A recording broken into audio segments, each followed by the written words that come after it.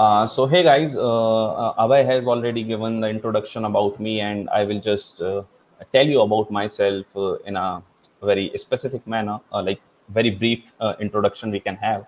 So my name is Pranjal, and I am currently I live in Indore. I am from Madhya Pradesh, and I did my computer science engineering from Indore only, and I have been doing this freelance for over 2 to 3 years now.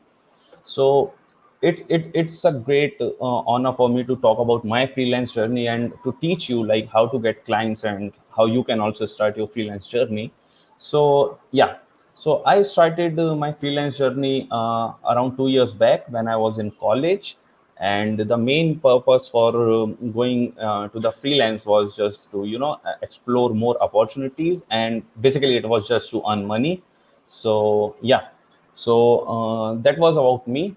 And so let's get started, like how I got introduced in the freelancing and what I did at first. So when I started freelancing, I started my whole career as a graphic designer. So there was a very much demand for graphic design because Instagram was very much dominant at that time. It is currently more dominant, but now it is mostly video content. So the graphic content was really in demand, and then I started with the graphic design thing, and it was going pretty much well. So yeah, so I used to get clients from different methods. Most of them were outbound methods. I will let you know about all these things, like what is inbound marketing, what is outbound marketing. So in my early stage, I used to get clients from mostly from outbound marketing, and it was really good at that time. But now the things have changed. So I will teach you about all those things. I will introduce you, and then you will be ready to start your freelance career. So the first thing first is, when people start with their freelance career, they always have this kind of question in their mind: Can I get clients? So this happens a lot. This happens with everyone who is starting their journey.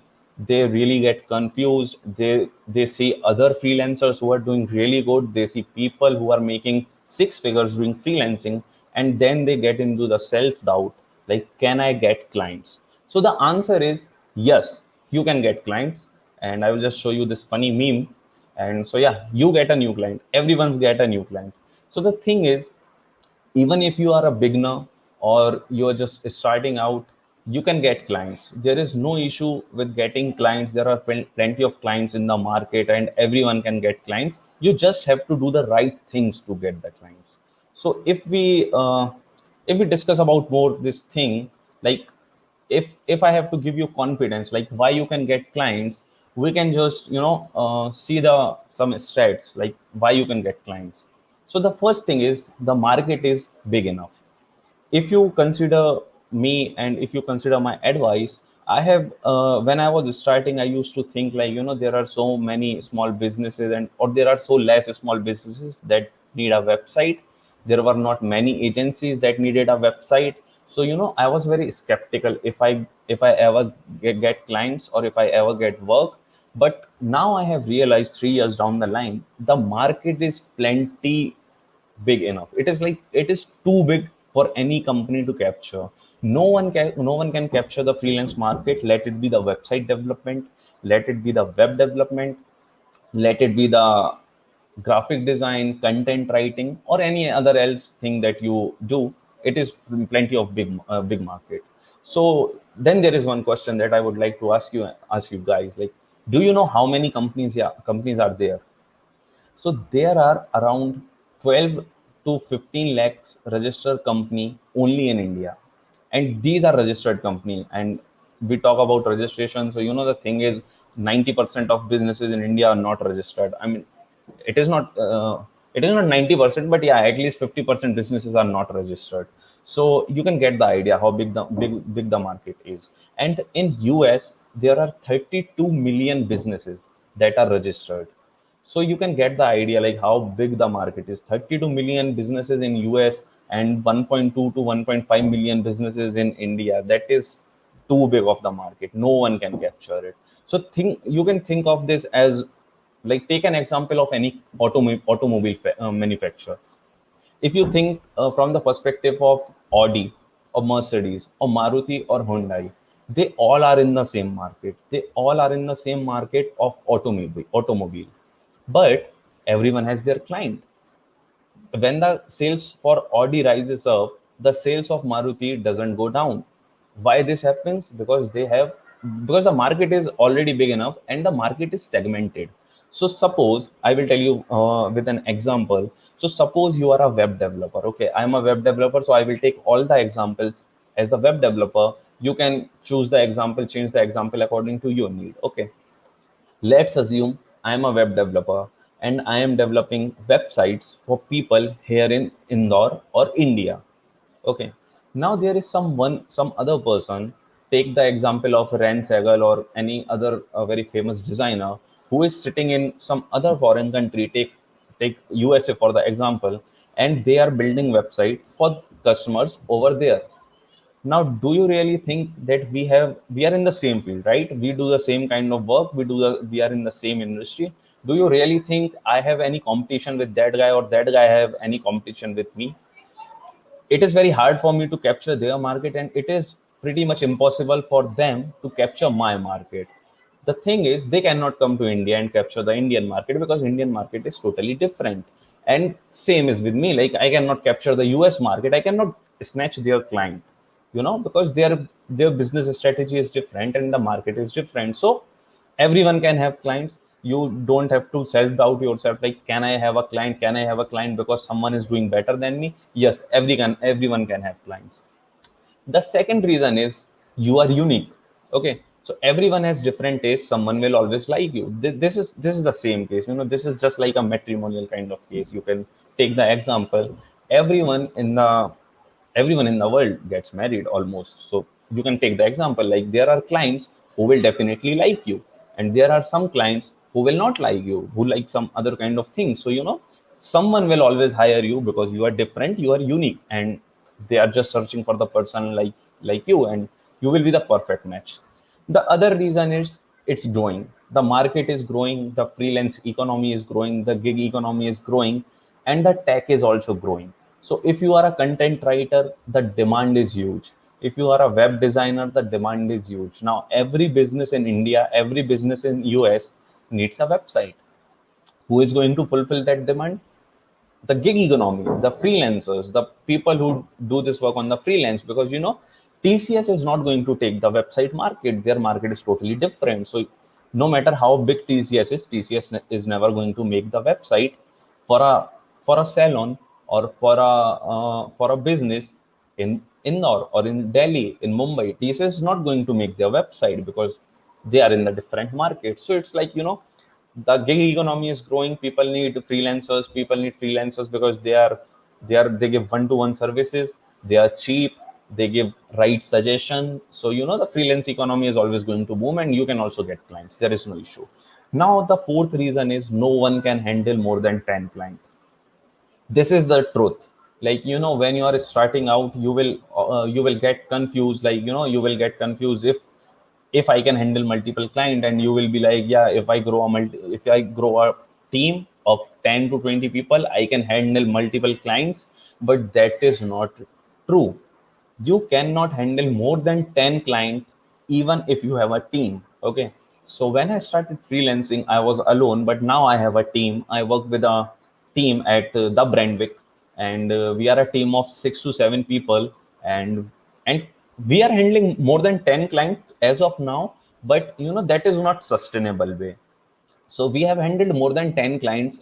We are handling more than 10 clients as of now also, but it is not a sustainable way. So there are some clients that require very less of work. So you can also count that as work. But if you consider good projects, you cannot handle more than 10 projects. My team is very capable enough, but we cannot handle more than 10 projects. And if any project comes after that, we have to say no to that people, because our focus is completely on those 10 projects, and we ensure quality. So it is impossible for us to handle more than 10 clients. And this is the truth for any agency out there, any freelancer, any agency. Freelancers cannot handle more than 4 to 5 projects. And thus, there are some people who are going to say no. And when someone says no, the client is still in the market, and that can be a potential client. So no one can handle more than 10 clients, and it is not like if there are some big agencies in your city or big agencies in your country, you are going to lose client. That is not true. Moreover, the market of agencies and the market of freelancers is completely different. So if you research a little bit, and if you are going to find the price difference between the agency and the freelancer, it is huge. Like, agencies charge 3 to 5 times more for the same thing that a freelancer can charge. So the thing is, agencies are totally different, and thus their clients are also different. They look for people who can pay 2 lakhs, 3 lakhs, 4 lakhs for a static website, and because that is their market. But as a freelancer, you are looking for people who can pay you 20,000, 10,000, 30,000, 40,000 for the website. You're not going to find people who can pay you 2 lakhs for a static website. But agencies look for these kind of people, and they service those kind of people. So your market is completely different from the agency. So you don't have to worry about this thing, that if there is some agencies, if there are many agencies in the US or many agencies in the India, they are not going to snatch your clients. They can never snatch your clients. Their client is totally different, and you can never snatch their client unless and until you are really good. That is altogether other chapter. We can discuss that sometime else. And the fifth reason is, your client is completely different from mine. So I was talking about this thing as an agency example. Now I will talk it about from my perspective. So let's suppose, first we will read this. Not every freelancer takes on every client once they are successful. This is very true. Okay, once you are successful in the freelance business, there are some kind of clients and some kind of project that successful freelancers say no to, just because they are overloaded with their project, or sometimes they don't want to do the repeated kind of projects, and sometimes they are not interested in the project and they don't have time or something like that. But they completely say no to many of the project, and this is very true. Once you are successful as a freelancer, you will realize that most of the freelancers say no to many kind of projects. So I'm a web dev, but I never take WordPress or Webflow project. Yeah, so in my example, I am a web developer, and I've been developing website for over 2 years now. But I have taken WordPress projects, but now I don't take any WordPress project. No matter how much the client is paying me, no matter how small the work is, no matter how much extra income I can make from that project, I don't take those projects, simply because I don't work on WordPress and I don't like it. So I don't take on projects. And the other thing is, I am pretty much overloaded with the project, so I don't have time to do this. Same case is with the Webflow. I experimented with the Webflow. I love Webflow. I have used Webflow, but I don't take on Webflow project, just because it is not my cup of the tea, and I really don't want to spend my energy over there. So it is completely different. Like, your client is different from mine. People who approach me today are completely different from the people who approached me 2 years back, and this is going to be the same case in your freelancer journey. When you are starting, the people who approach you will be completely different from the people who will approach you after you are successful, just simply because your rates must have been increased and you must be saying no to many clients. So you have to, don't worry about anything. Okay, the first step to get client is to be confident enough and not to self doubt that you cannot get client. So these are the 5 points which mention why you can get client. Okay, not every freelancer is your competition. You are different, so you can always get client because you are unique, you are different, you do things in your way, and other freelancers do things in their own way. So yeah, now the biggest question that arises with people, and they are pretty much confused about it. When I talk to many of the people who are starting the freelance journey, they are pretty much confused about the thing, like, who is your client? So the thing is, you have to know about this thing, like, who is your client? Not every person that is on LinkedIn, not every person that is on social media is your client, and not every person that messages you is your client. So you have to understand who is your client. So if I ask you this question, do you really know how your client looks? Not taking the particular example for the physical look, like, do you know who is your client? What they like to eat, where they hang out? Is your client on Instagram, or is your client on YouTube, or is your client on LinkedIn. For example, let's take an example. Okay, so I am a person who makes website for e-commerce brands. Okay, so if I make a website for e-commerce brands that promote their pages, that promote their products on social media, where do you think they will be on? They will be 100% on Instagram. They will be on Facebook because Facebook ads are really cheap and they give really good ROI.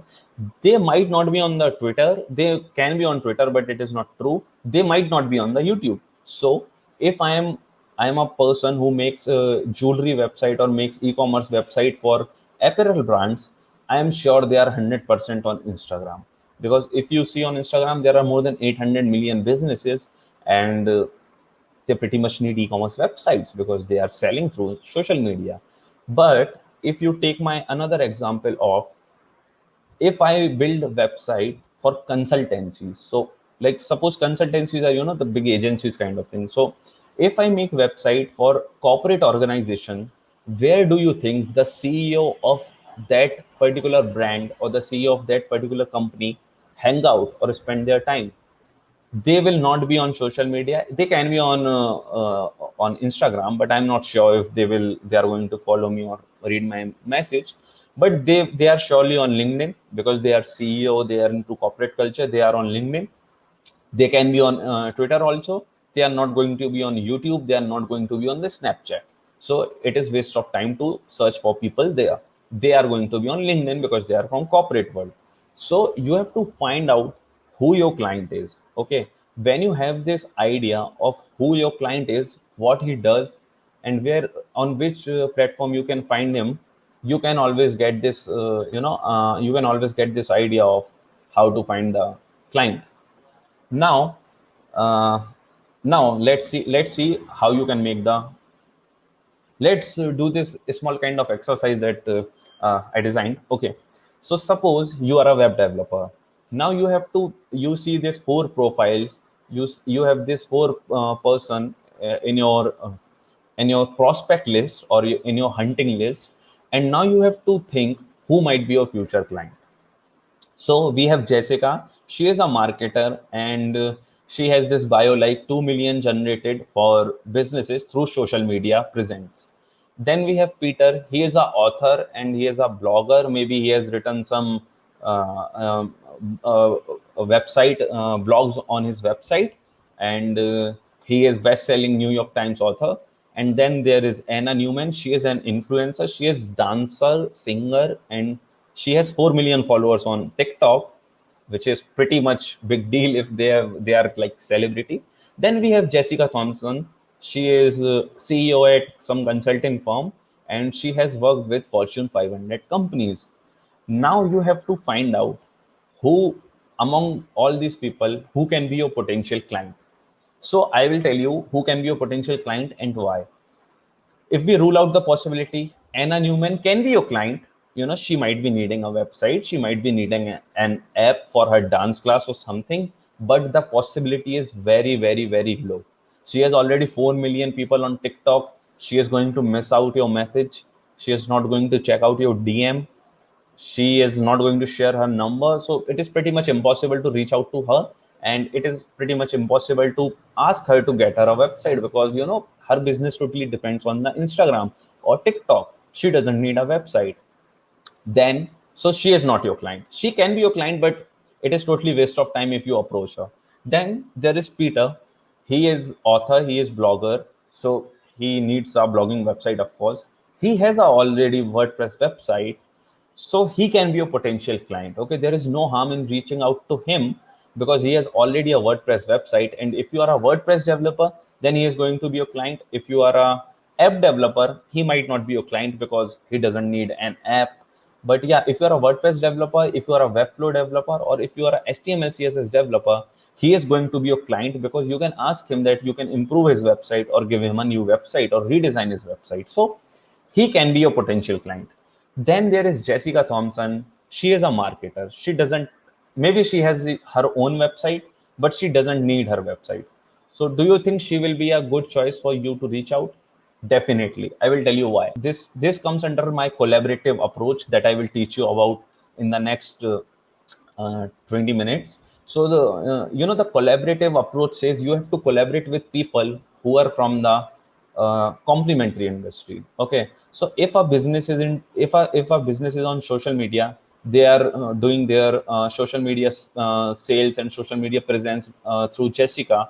They must be in the need of a website. Either they have a website or maybe they need a new one. So what Jessica can do is she can refer you projects. Okay, so if you make a good, Jessica might not need a website for herself, but if you make the connection, if you approach her, if you make a lifelong connection with her, she can refer you businesses that might need a website. So she is a very good, she might not be a potential client, but she is a very good connection to make too. Okay, if you make connection with her for a long time, and if you nurture the relationship, she can bring in a lot of project for you. This is how you find people, this is how you find connections.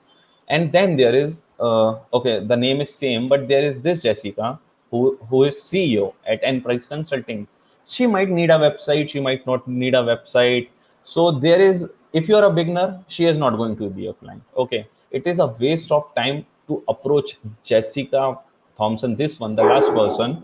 The Jessica, who is CEO at Enprice Consulting, is not going to be your client, just because if you are a beginner and you are approaching her, that is going to be a waste of time, because she gets these kind of messages every day. And if you are not doing very much good work and you don't have a good portfolio, it is waste of time to approach her, because then they are not going to entertain you. They will look at your portfolio, and if you are a beginner, they are completely going to deny you, because successful people wants to work with successful people. So this is a quote, or this is a the business quote you can remember. Successful people don't care about money, they care about time. So if you are a beginner and someone is highly successful, there are high chances they are not going to entertain your request. I have done this. I have done this for many years, and I realized, if I am not successful, I cannot reach out to too much successful people. Like, okay, like I cannot reach out to Elon Musk for the website. They are not going to entertain my request unless and until I'm in the Silicon Valley and I met him through a connection or through a party. Then he is going to entertain my request, but he is not going to entertain my request over Twitter, because I'm not successful enough and I'm not valuable enough for him to even read my message. So this is very simple thing. This is how you identify your potential client. So we can have two potential client. One is the person who is already having a website and he might need a redesign or some changes, and there is one person who can refer you to a lot of business, and she can help you grow. You can partner with her up, and maybe you can give her a commission on every project she brings in. So this is how collaborative approach work, and this is how you identify people. Don't waste your time messaging people on Instagram who doesn't have money. Don't waste your time messaging people from your local area who are not doing good, or businesses who are not doing good, or businesses which completely don't depend on online social presence. So if I am going to message my local kirana shop that if they need a e-commerce app, if they need a website, it is going to be a waste of time. I'm so sorry. I just Okay, let's continue. Okay, so that's why it is very important to make the client persona, and that's why it is very important for you to identify who your potential person is. So if we scroll, it is very important for you to create a client persona. Okay, so client persona is basically nothing. You identifying potential people and you gaining a little bit knowledge about them, and then reaching out to them in a manner where you can help them and where you are getting seen. So if we take an example of client persona, a client persona looks like something like this. It is basically nothing but a list. You can do this in a diary. There are tools to do this.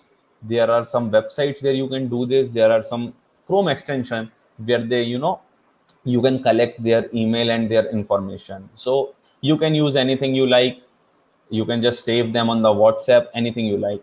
So what you have to do is you have to find people that resonate with your industry, that can be your potential prospect, and you have to make this kind of persona. Okay, what he does, is he a decision maker? So if he is not a decision maker, he can refer you to someone in his company. You can approach someone else from his company. So if you are going to message John, regarding the website development and he is not a decision maker, you have to take the roundabout approach where you have to ask John if he can connect someone. You have to help him or make a good connection with him, and you have to ask him if he can refer you to the person who is the decision maker in that company. Okay, so if you have to reach out the CEO of a company, you cannot reach out to them directly. You need someone to introduce you to them. That is how you build good connection, and that is how they are going to listen to your request. Otherwise they won't consider you seriously. So if we take the client persona of John Johnson, we have goals like what he has to deliver and what we have to deliver to him. We have challenges. Identify what this person needs. So he needs to improve conversion rate on the website. Now, when I message John, my message is going to be regarding the same thing. My message is going to be hey John, I know your website is not converting really well. I have some free tips for you to increase the conversion. Then he is going to start the conversation with me. If I message him the same message, same cold DM message, hey John, do you need a website? He is going to say no, or he is going to left me on scene, because he doesn't need a website. He has already had a website, but he has the problem of conversion rate. So you have to identify the people, identify their problems, and then give them solution. This is how you work. This is how you have to do in the freelance business in starting to be really successful. Otherwise you will have to send thousands of cold DM, thousands of cold emails, and then people are going to entertain you. So you have successfully created the persona. Where your client hangouts. What they look like, what are their business challenges. Now how do you reach out to them? So if you know what your client looks like and what are their challenges, you will also know what kind of solution you have to present to them. Now how do you reach out to them? What is the right strategy? So there are two ways of to do this, and this is just like how to do marketing. So there are two ways to reach out to client. First is inbound, second is outbound. In the inbound method, client reaches to you through any ad, any content marketing, or you email them and then they reach out to you, or you have Facebook ads running in and then they call you. This is inbound marketing, or someone refers you. This is inbound marketing. This is completely different from outbound marketing. In outbound marketing, we have to cold call people. We have to do the media buys, which is completely different. It is not suitable for beginners. And yeah, so outbound marketing is completely different from inbound. It is when you reach your potential client, and this is the thing that you will have to do in the starting, simply because you don't have money and you don't have a good portfolio, maybe something like that. You don't have referral connections. So cold calling is the best way. When I was starting in my freelance career, I used to do 10 cold calls every day for graphic design services, and out of which 2 to 3 really converted, and it was pretty much good. So you also have to figure out how to do this, and the best way is cold messaging and cold calling. Cold calling works for the local clients best, and cold messaging works for any client on the social media. Okay, so now you have their social media account, their persona, their challenges. Now, how to connect with people, how to connect with them in a way that they notice you. So once you have a persona in mind, start reaching out to those people and make a good connection. This is the very important step. The person, what they look like. Now you have to make a connection with them where they are, where they entertain your request. So how can you do this? First, you have to be genuine with them. Okay, you cannot reach out to a people and just dm them like, do you need a website? First you have to initiate a conversation. You have to initiate what they like, or what are their challenges, how you can solve them. Introduce yourself in a genuine way. Don't be too salesy, like, I can give you a website that can bring you 10,000 of dollar in sales. They are just completely going to ignore the message. You have to be genuine. Okay, politely ask them what are their challenges, and their challenge and you can solve that. Then you have to, whenever you DM someone, it has to be very personalized. Okay, Don't make it very generic. Don't copy paste it. You have to be very generic about it, and always send messages that are valuable. So if I am a web developer, send me a message regarding web development. Don't send me a message regarding increasing my followers, because simply I am not interested in that thing. So you have to be very careful about that, like what you are going to do and how you are going to message them.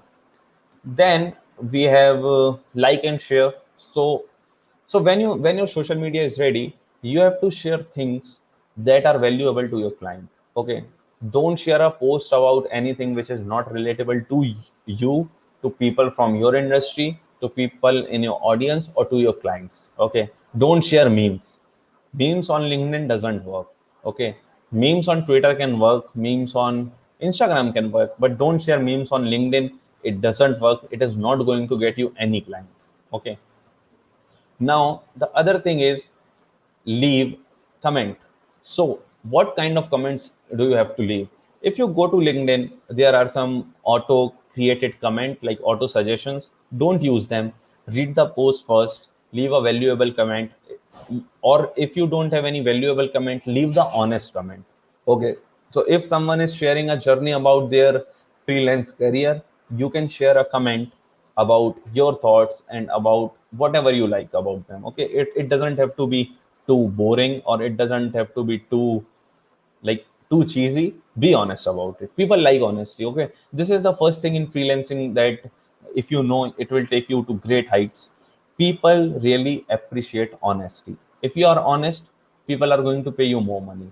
If you are honest, people are going to consider you, even if you are a freelancer. Don't be dishonest, and don't overcommit. Be honest. People always like honest people. Okay, then the thing is, DM the right way. So as I told you, there is a right way to DM people, and you don't have to DM people with the same kind of message and send it over and over again. You have to personalize it, give it a touch where that message is valuable to the other person you are sending. So sending DM to people is an art. One who masters it will be successful. This is very true. If you're really good at the art of DMing people, you will be always successful, because you can make connections. You can ask other people how to give you work, how to collaborate, how to make good connection. You can make new friends, you can make new connections, and your aim should be to start a conversation. Okay, this is the biggest mistake beginners make. They just DM you, and they will ask you directly about their services. No one is interested in your services. Okay, I'm very being honest about you. No one cares about your service. Everyone cares about their product or their problem. So you have to start a conversation. Okay, start a conversation in a very friendly way, or in a very business kind of way, any very professional way. But don't be salesy. Don't be like, I am selling website, if you need a website, please contact me. They're not going to contact you. You can ask him like, I saw your business, you are doing really great, but I saw that your website is missing. Would you be interested in talking about that? And then they might reply you, and then they might start the conversation. At least they will start the conversation if you start in this way. So here is an example. I think it is missing from the design. No issues. I will just paste the example in the chat. You can go to this website, reply.io, cold email white paper, and you can get a lot of lot of information about the cold emailing template. And that is a very good blog, and it has some very good example. You can copy that example, and you can learn from there. So now you know how to DM people. You know what your client looks like. You have social media accounts on LinkedIn, and you have social media accounts on Instagram. Now the biggest problem that people face is what to post about. So see, if you're reaching out to people on social media, it is very important that your social media profile is up to date and you are really active there. Otherwise, people are going to think that you are some kind of a spam, and you are not very much active. They are not going to consider you. So if you are reaching out to people on social media, make sure you are very active on social media. Not too much active, but yeah, be active there. So Also, one thing that happens in inbound marketing and outbound marketing both, you have to post about things that your client can resonate to. Okay, so what should you post about? You should post about questions that your client might have. Okay, if you are a web developer, you can post about three things to know before getting your first website. This is targeted towards your prospect, and this is going to help them. So they are going to consider you as an expert. Then you can post about your learnings. You can post about what technology you are working on, what technologies you have worked on, what kind of things you are currently doing, what kind of projects you have completed, your testimonials, etc. And then you have to be posting about your opinions. So completely refrain from posting political opinions. That is not a very good way to initiate any conversation or initiate on the social media. Post about your opinions on different things. Post about your opinion on WordPress website. Post about your opinion on why do you think content marketing is really good, or why do you think content marketing is a fad, or post about why do you think Twitter is a bad social media, or why do you think Instagram is bad social media. But don't post about political or religious thing. That is not going to get you client.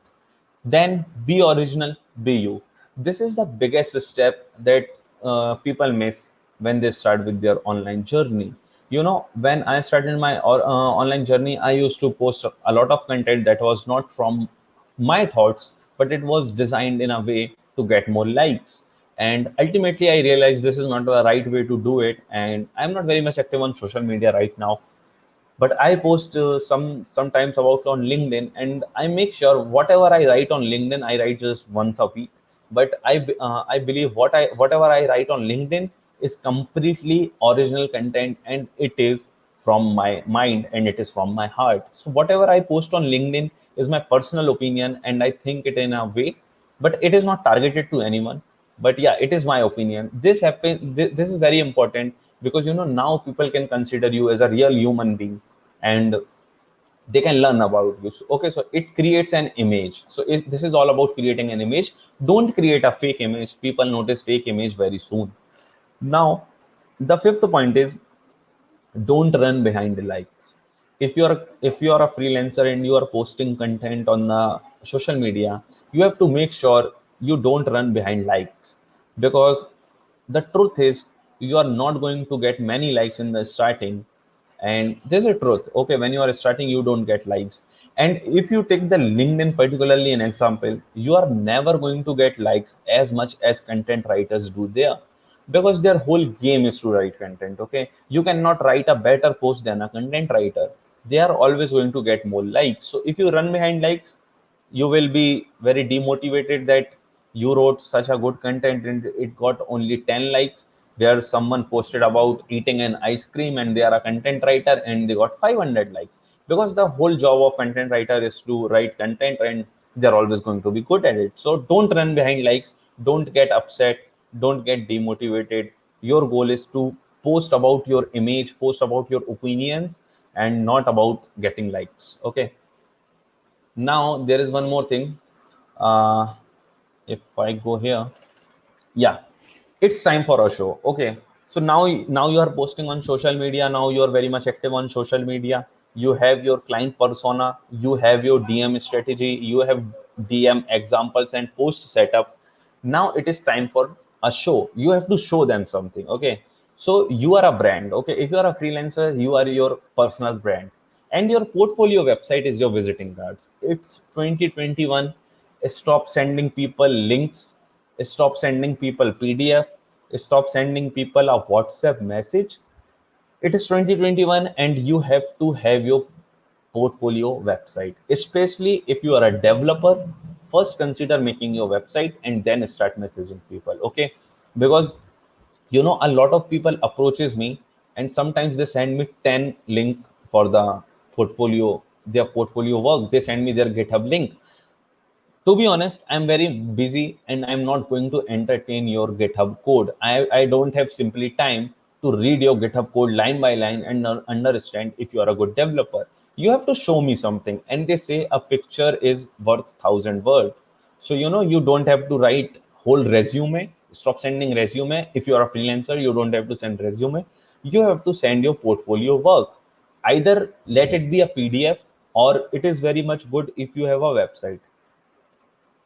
So the main thing is, if your website is beautiful, it is amazing. If it is not beautiful, it should be functional. We don't care about beauty. When we look for the project for a freelancer, we don't care about beauty. Okay, so if it is beautiful, it is really great. Congratulations, you have made a good website. If it is not beautiful, it should be functional. Okay, everything should be working fine. Now, let's talk about what makes a killer portfolio. So a killer portfolio is nothing but a path to solve all the question your prospect might have. Okay, so you must have seen websites of a lot of people, and you must have seen a website of many developers and designers, and you must be wondering, like, they have such a good website, they must be really good at it. I cannot make such a beautiful website. But to make a killer portfolio, you don't need looks, you need functions. Okay, yeah. If we start with the portfolio thing, what makes a killer portfolio? The thing is, it is about who are you. Okay. The first thing that people sees on the website is who are you and what you do. Okay. So everyone is short on time, so keep it simple. There is a very basic rule called KISS, KISS. It simply means keep it simple, stupid. So in the first section of your portfolio, it has to be simply your name and what you do. Avoid too confusing title. Like when I go to a website of some people, they have too many titles. They are designer, they are developer, they are React.js developer, Node.js developer, YouTuber, podcaster. Don't do so many things on the website, on the homepage. Just simply tell me what is your name, what do you do, and maybe a photo of you. A photo really works. Okay, so if you see the example of this website, this was really great portfolio and a really good example. You see how simple the homepage is. They have just one logo, which is simply their name. They have this awards tag, and this is like very simple. Hey, I am Jack, web developer. Pretty much simple. No fuss, no jargons, no wastage of time. He is a web developer. If I am looking for a web developer, I will look to his portfolio. If I am not, I will just close it. Pretty much simple, pretty much doable. And in second line, he explains he is a front-end developer. Okay, so he is a web developer. Is he a back-end developer? No, he is a front-end developer and he is WordPress expert. So that means he is not going to do Webflow project. So it is pretty much simple that he is a front-end developer and he do WordPress. Best example, keep it really simple, nothing else on the page, pretty much very simple, and people can get the idea of what you do and how you do things. Now, if you go to the second point is what kind of work you need to feature on the killer portfolio. We know you have worked on 30 projects, but please show us your best work. Again, you have to save time and you have to create an image for your prospect. So don't show too many work. No one, and guys, if you are a web developer or an app developer, guys, please stop sending, please stop featuring tic-tac-toe and some other kind of small games that everyone is making on your portfolio website. Your clients are not interested in tic-tac-toe. Okay, apart from tic-tac-toe, feature a website that you did for a small shop, feature a website that you did for a personal project, or feature a website that you did for an author and blogger. Anything else apart from tic-tac-toe. Stop making tic-tac-toe. We all know that code is almost copied. It is available on GitHub, it is available on YouTube. Don't make tic-tac-toe. Okay, no one needs tic-tac-toe. Unless and until you are a game developer, then it is completely different. Okay, show projects that you want to work on. If you want to work on e-commerce project, at least have a project that has e-commerce UI. Okay, it shouldn't be, if it is not fully functional, that is pretty much fine.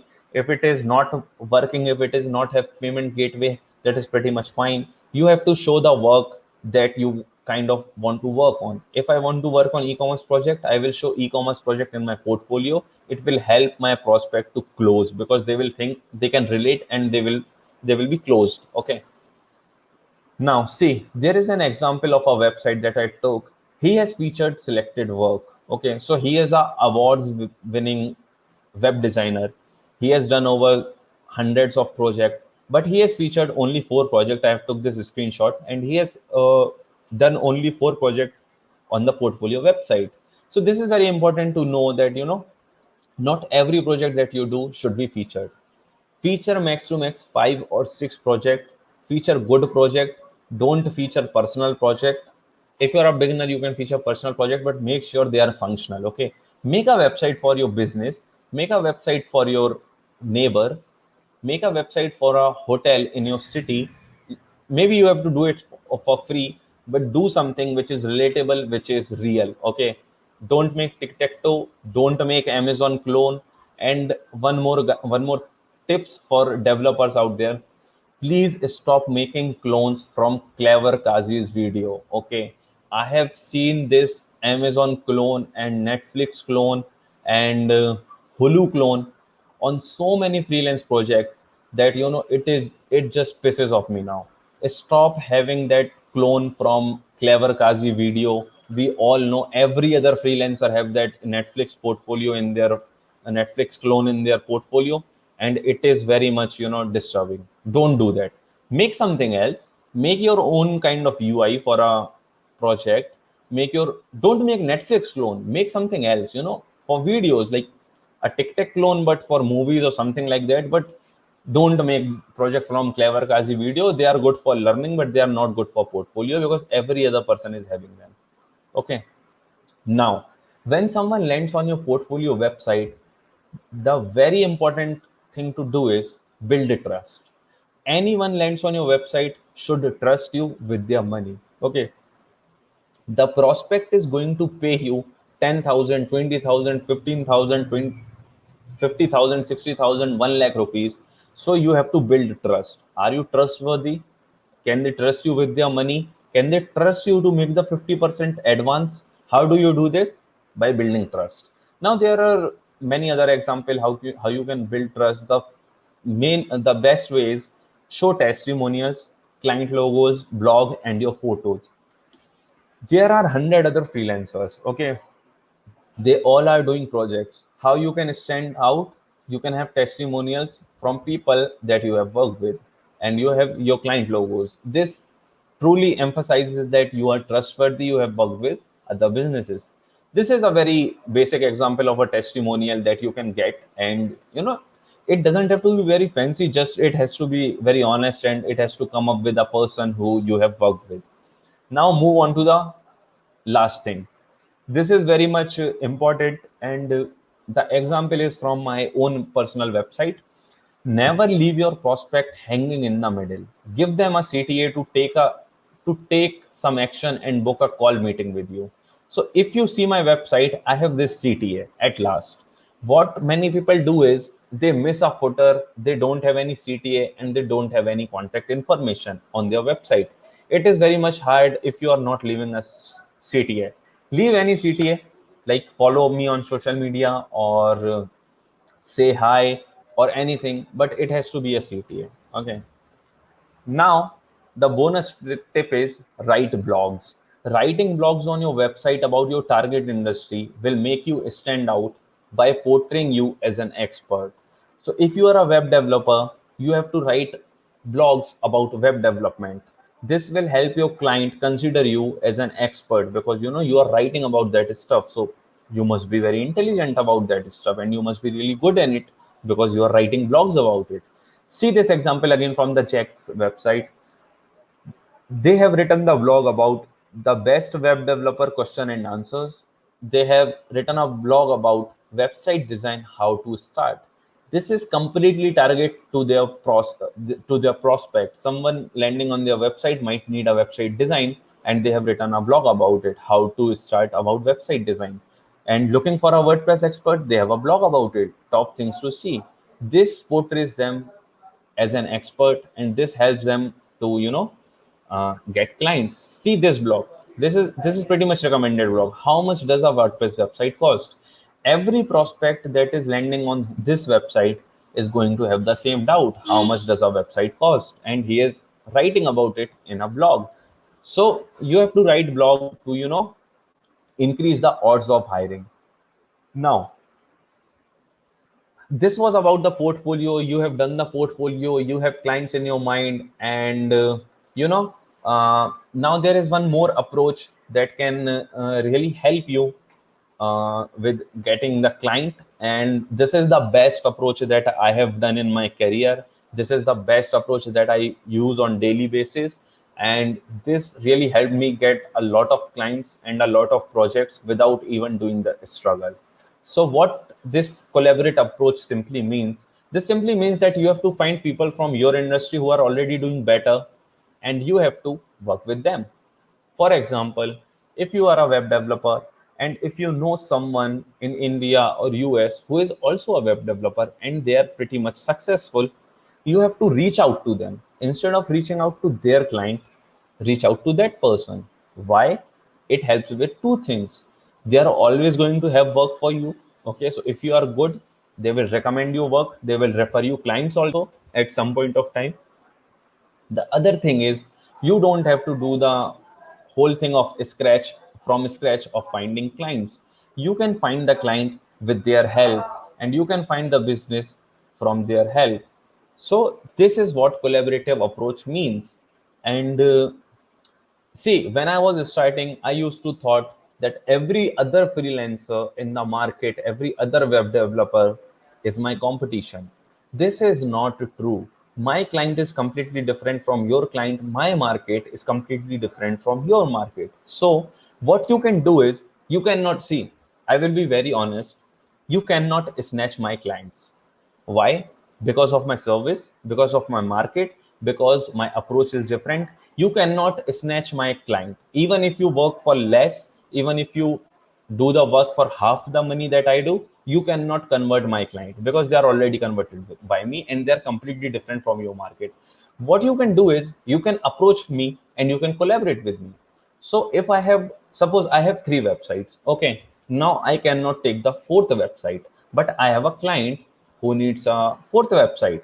So what I will do is, if someone reaches out to me and say, if you have a website project, I can work with you on 50-50 partnership basis or any kind of partnership basis. You can recommend me a client, and I can work with you either on project basis, salary basis, or any kind of hourly basis, any kind of thing that works for you. And I might refer you that client if your work is really good, if your portfolio is really good, if your social media presence is really good, you are really good at your work. I am very happy to refer you that client because I don't want to say no to the client. So I will just happily refer them if your work is good. This is what collaborative approach means. This is what I have been doing for past 6 months, past 1 year, let's say. I have partnered with many people in India. I have partnered with many people in US and UK, and they bring me clients. Okay. I don't have to struggle to find clients on my own. They bring me projects. I give them commission, or sometimes they have the project. They ask me to work with them on hourly basis or on project basis. I give them resources and they give me money. It is very much simple. This is what the collaborative approach means. Like, okay, so someone is chat is in asking, will we have notes for this session? Guys, I have not prepared notes for the session, but I can share this PDF with everyone. So I can make this a PDF and I will upload it on my maybe Instagram, and we can give the notes in this PDF only. I will also share some resources in that PDF, how to make your resume or some kind of things, and it will help you. So I don't have any particular notes. I just have this PPT and I will share this so you can remind me. And then there is one more question from Riddesh. Are you a full stack developer or making only front end website? Okay. So Riddesh, I started pretty much early 3 years back, and you know, when I started, I used to do a lot of work. I used to work on full stack. I'm a full stack web developer. I also do WordPress. I also know Webflow. I also know mobile app development. But currently, I only work on front end. I have quit working on back end simply because I don't like it and I don't have time for it. But yeah, I am a full stack developer. I am an app developer. I am a UI designer also part time. Like sometimes I've designed UI also, and I have been a graphic designer also. So this was about me in my whole freelance journey. I have done a lot of work in different fields, but yeah, now I am a front end developer only, and I would like to be a front end developer for as much long as period I can be, and then maybe I will switch to something else. But yeah, currently I'm a front end developer. I don't work on full stack. Then, okay, so let's talk about collaborative approach again, and let's talk about the steps that you have to take. This is very pretty much same about finding the clients, making the persona, but instead you have to find people who are on the same industry and who are successful. So, if you consider web development, you have to find people who are already web developer and who are already successful. So, make a list about that same client persona kind of thing, and you can reach out to them. Now, the thing is, observe them and make a good connection. Same as DMing the right people and DMing the right way to the people. And you have to observe them, and you have to, ask them if they need some help, and they are going to reply to you, obviously. And if you are pretty much good at communication skill, or you have pretty solid work, you can be getting work from them. There is no issue. People really want to refer work. Now the thing is, be humble and ask them if they need any help. Okay, so instead of pitching them that you make a website and you can help them, you yeah, this is pretty much good. You need to ask them if they need any help. Don't pitch them that you make websites, because they also make website. You have to ask them like, I also make website, we are on the same industry, can we work together, or can I help you with something? So that your goal is to learn things that no online course can teach you. Sometimes you will ask people about work, and sometimes you will message people through this collaborative approach. They might not pay you, or they might give you a task at first, like I do. Like, when someone approaches me, I usually give them a very small task in coding, and if they do it successfully, I give them the project, otherwise I don't. So, but yeah, I pay them. So your goal is to work with them, so you have to make it happen. You have to get feedback from them, you have to work with them, you have to work on a collaborate on a project, and this will open a lot of opportunities for you. Okay, so if someone is successful web developer in US, and if you work with them on one project, they are going to be always help you throughout your life.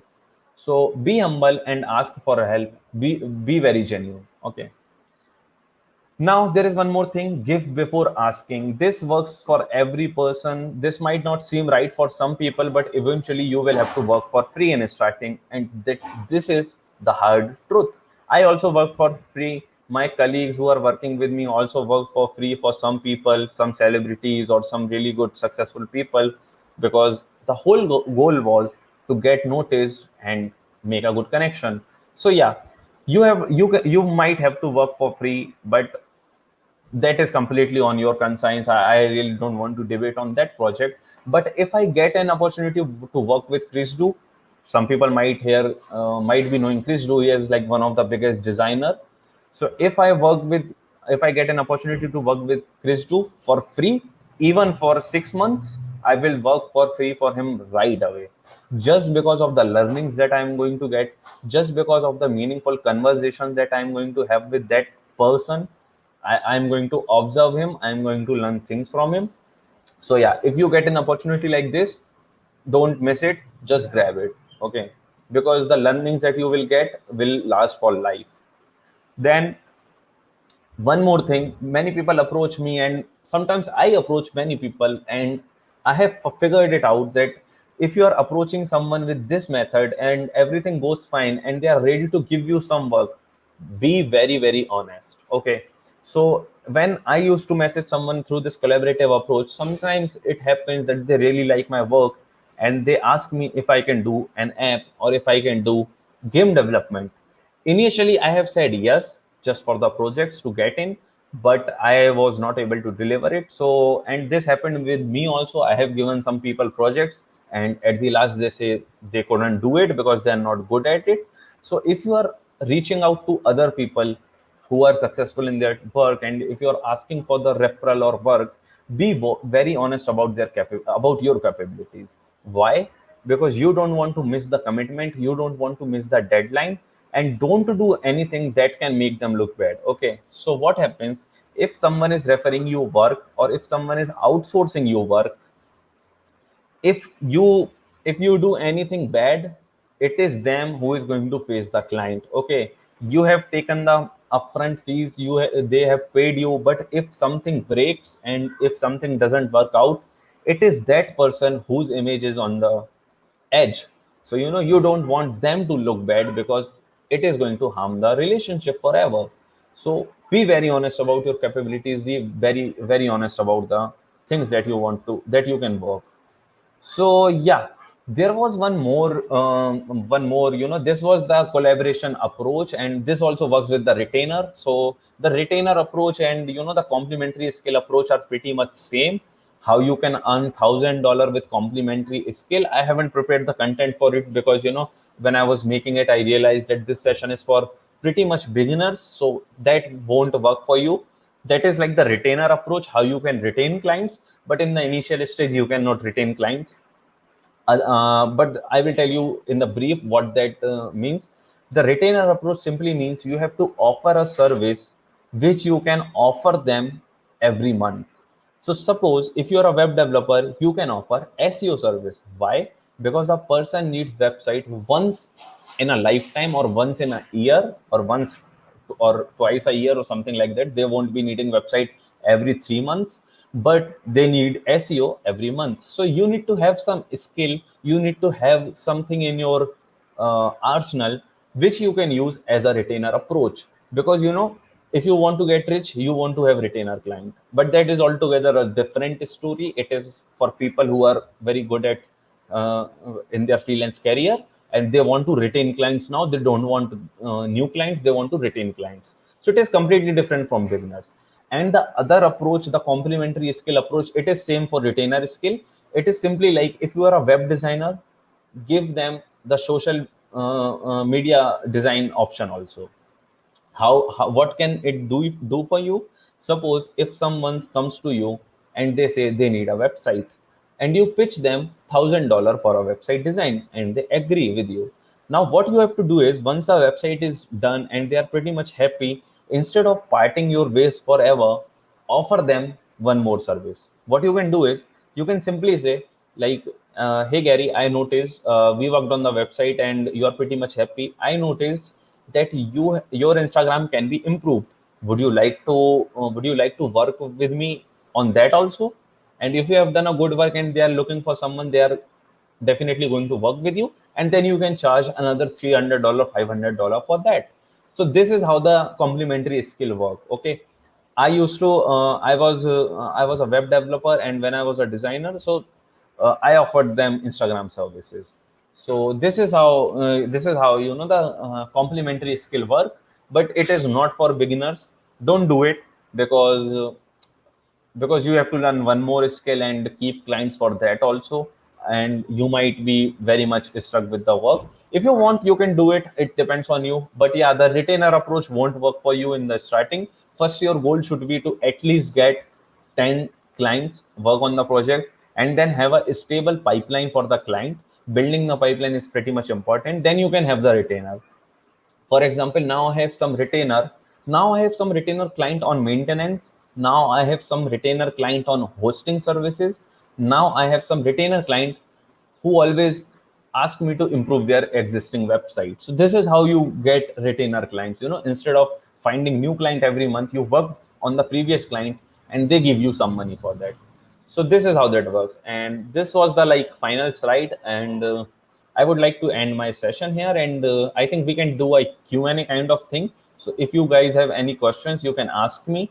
And I would like to thank Damit for the opportunity, and I hope you guys really like this. I didn't have too much of content, but I think this can help you. The collaborative approach can really help you. Guys, start working on it. It has given me great result, and this is something that no one is going to teach you in your career or in your YouTube. No one is going to teach you how to find people to collaborate with. They are going to tell you how to find WordPress client, how to find website client, but no one is going to teach you how to find other developers and ask other developers to work with them. So yeah, always work on collaborative approach along with the client also. That has given me very good result, and I hope you guys also get the same result, and you guys can make your first $1,000 very soon. Because I wish all the best for your journey. Now we can have some Q&A, and I think someone can pin the comment from the chat. Riddesh is asking, I heard about 6 to 12 month contract based work in freelancing part.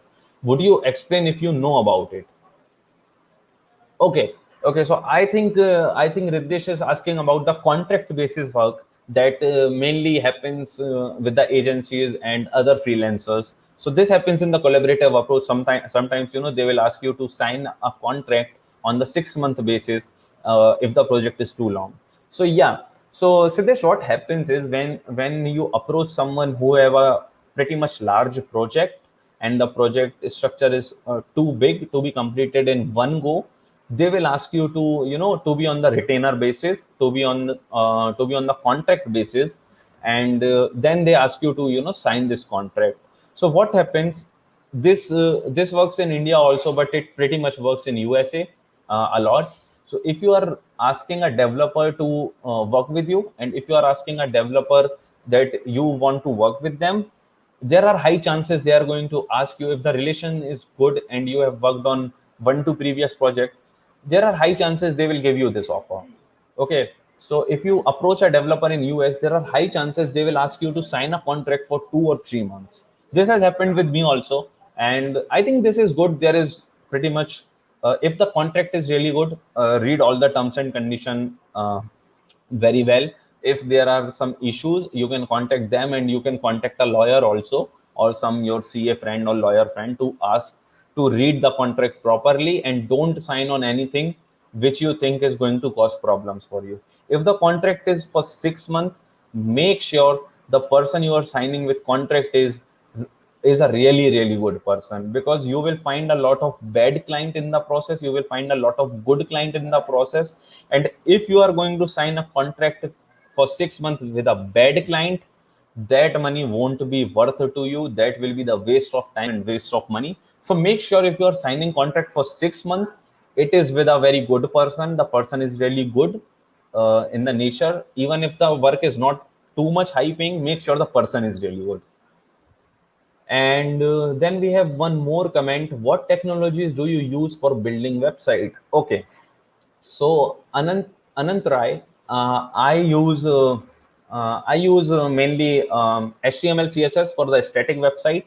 I use React JS for the front end, and for some CMS websites, I have moved to Next.js, which is which is just a framework for React. So it is one more level advanced. But yeah, I use very basic technologies like HTML, CSS, and React.js. And for mobile apps, I use React Native. I haven't learned Swift. I haven't learned Java. Like, I used to code Java in school, but I don't work on Java. I don't work on Python. My colleagues have learned Python. They work on Django, sometimes to write machine learning algorithms. But yeah, my whole tech stack is React and React Native and HTML, CSS, pretty much simple. And sometimes I work on other, like sometimes I work on Node.js part also, but that's just for like hobby kind of thing. That is not my part of work. And my colleagues have different tech stack. Like, there are some people who work on Node.js. My team has some people who work on Django. I personally don't prefer any Python framework, or I don't prefer Django, but yeah, they do work on it. My whole tech stack revolves around JavaScript and HTML, CSS. I have tried Webflow and WordPress also, but I really don't like WordPress. I don't know why. Maybe because I haven't seen any good WordPress website. So I don't like WordPress, and I also don't like Webflow too much for client project, because it's pretty much expensive in India. And I think, yeah, that's it from my side. So yeah, just wow. Actually, this was as practical as it gets, I think, and I loved how your like advice was completely actionable, real examples, real approach, no BS. And Pranjal, thanks for sharing this experience with us, and I'm sure this will be helpful for everyone, like now and future. And thank you for joining us. And also, if you guys have any doubts, you can leave them in Discord, and we'll get back to you. Like Pranjal will help you out.